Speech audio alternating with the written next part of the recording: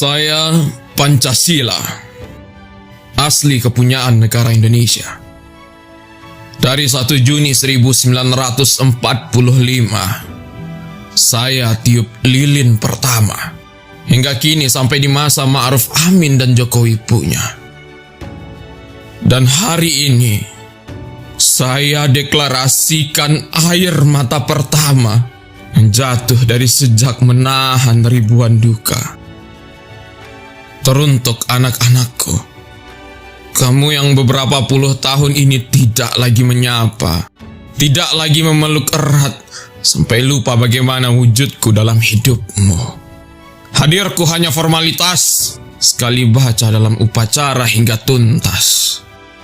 Bagaimana aku melayakkan diri untuk bertahan jika entitas diriku terkikis perlahan?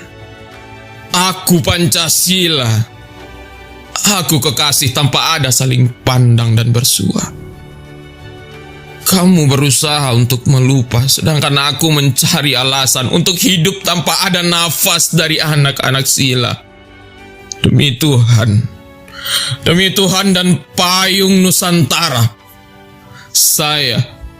saya mulai terbiasa dengan harga diri yang tinggal namanya saja. Orang tuaku memberi nama Minangkabau. Sikapku yang halus dan belas kasih amat terbalik dengan kerasnya prinsip, berterus terang dan penuh petualang. Ketidakhadiran Pancasila tidak pernah kusadari, hingga menatap anak-anakku hilang dari rumah, perlahan mulai kelabu. Hingga tak kenal anak sila satu. Beruntungnya aku ketika banyak manusia-manusia lain yang anaknya hampir tidak kembali pulang pada rumah, aku masih bersama dalam lingkar tradisi yang ayah beri. Sungguh malang Ibu Pertiwi. Dalam keluargaku, Pancasila selalu sempatkan hadir, walau sesekali tiba-tiba pergi. Pancasila adalah sahabat. Dalam keluarga sudah seperti saudara. Keberadaannya terasa dekat dalam keseharian, siang, malam, hingga penghujung waktu. Bahkan sebelum aku tahu memanggil ibu. Begitu pula anak-anakku Minangkabau, dari 1 hingga 1000. Nama saya milenial. Cantik, anggun, mempesona, jelas. Saya menolak dikatakan hilang dari Pancasila. Saya cinta Korea. Bukan berarti tak tahu si Pancasila. Kami tegur sapa. Ya, walau gak hangout bersama, tapi tetap aja ya, tahu deh si sila-sila. Lagian, si doi gak terlalu indie bagi aku milenial sejati. Pancasila.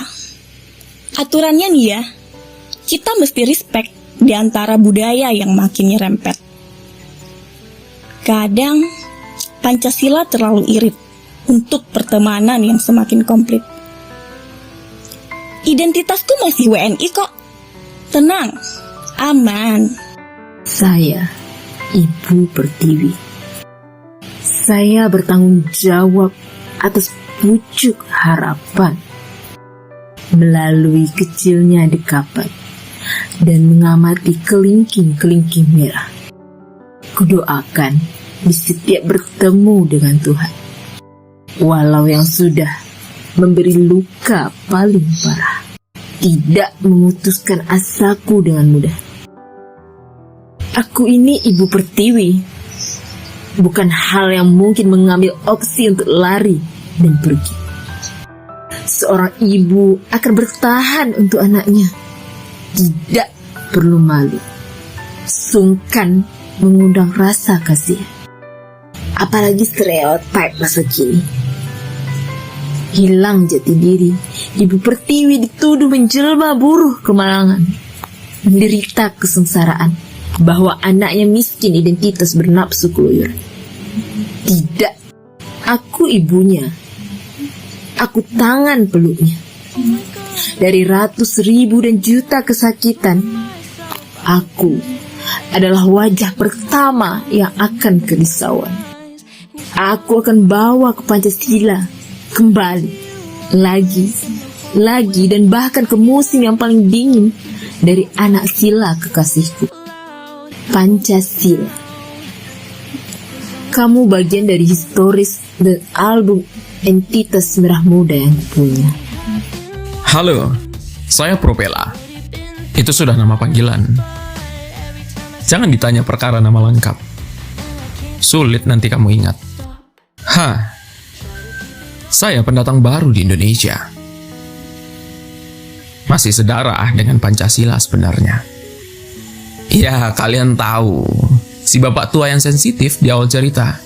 Sudahlah, tidak usah berkeluh kesah atas deklarasinya. Hari ini, kita butuh solusi. Bukan cerita adu nasib tanpa henti. Aku mengerti betapa sesalnya si bapak Pancasila. Dan aku memahami bagaimana keadaan Minangkabau, Ibu Pertiwi, hingga labilnya si milenial yang paling cemerlang. Tapi ya mau bagaimana lagi, orang-orang kita memang demikian tabiatnya. Jadi mampirlah ke rumah saya. Tentu di sebelah rumah Bapak Pancasila. Saya akan merayunya nanti sore. Kerabat Propela yang lain akan berkunjung. Kami sudah seperti tenaga medis.